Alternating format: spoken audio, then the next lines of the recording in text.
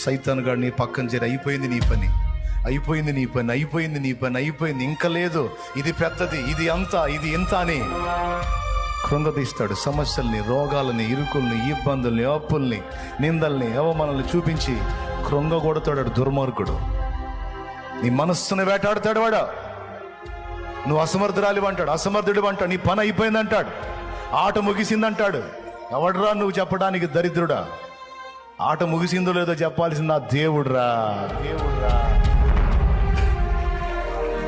యుద్ధం ముగిసిందో లేదో చెప్పాల్సింది నా దేవుడు, నా దేవుడు.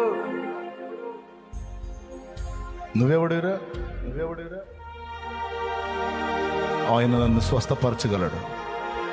ఆయన తలుచుకుంటే నా అవయవాలని క్రొత్తవిగా చేయగలడు.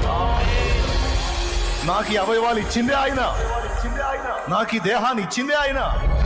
ఆయన తలుచుకుంటే